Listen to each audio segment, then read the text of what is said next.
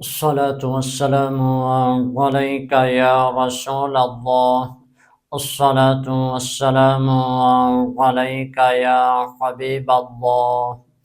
کہ محمد سے وفا تو نے تو ہم تیرے ہیں.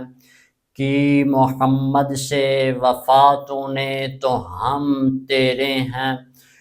یہ جہاں چیز ہے کیا لوح و قلم تیرے ہیں. لبیک یا خاتم المرسلین صلی اللہ علیہ وآلہ وسلم. کیا یاد رکھیے لبیک کا نعرہ لگانا کیا شرک ہے؟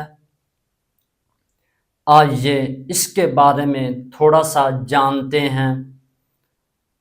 حضرت سیدنا معاذ ابن جبل رضی اللہ تعالی عنہ کو حضور علیہ الصلاۃ والسلام نے فرمایا، اے معاذ ابن جبل.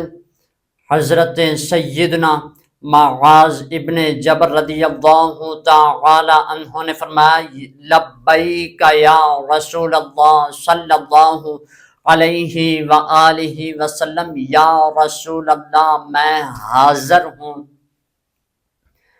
میرے امام الانبیاء خاتم المرسلین صلی اللہ علیہ وآلہ وسلم نے فرمایا، اے گروہ انصار. تمام صحابہ اکرام نے جواب عرض کیا لبیک یا رسول اللہ صلی اللہ علیہ وآلہ وسلم، یا رسول اللہ ہم حاضر ہیں.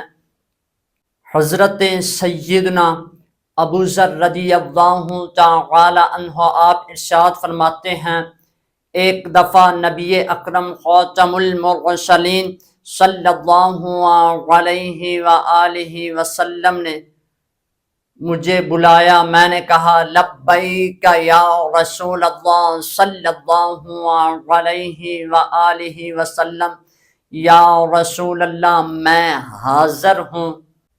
یہ وہ نعرہ ہے لبیک یا خاتم المرسلین یا لبیک یا رسول اللہ، جو حضور کے صحابہ نے بھی لگایا. اور آج ہم اس کو کیسے شرک کہہ سکتے ہیں؟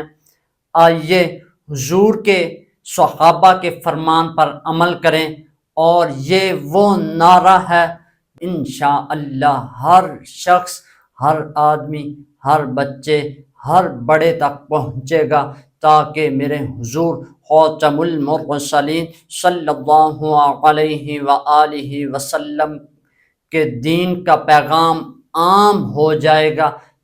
آئیے جس حضور خاتم المرسلین صلی اللہ علیہ وآلہ وسلم نے دین کا ہمیں سبق دیا، کیا آج ہم اس حضور کو لبیک یا رسول اللہ کہہ کے نہیں پکار سکتے؟ اگر یاد رکھیے یہ بات جرم ہے، لبیک یا رسول اللہ یا لبیک یا خاتم المرسلین صلی اللہ علیہ وآلہ وسلم کہنا، تو یاد رکھیے یہ جرم ہر دفعہ، ہر بار ہوگا، بہت زیادہ بار ہوگا، کیونکہ ہر حضور کا عاشق لبیک یا خاتم المرسلین صلی اللہ علیہ وآلہ وسلم کا نعرہ لگائے گا. کیونکہ حضور خاتم المرسلین صلی اللہ علیہ وآلہ وسلم کا عشق، حضور کی محبت ہمارے دلوں میں موجود ہے، اور ہمارے دلوں میں حضور کے نعرے لبیک یا خاتم المرسلین صلی اللہ علیہ وآلہ وسلم لگتے رہیں گے. وما علینا الا البلاغ المبین.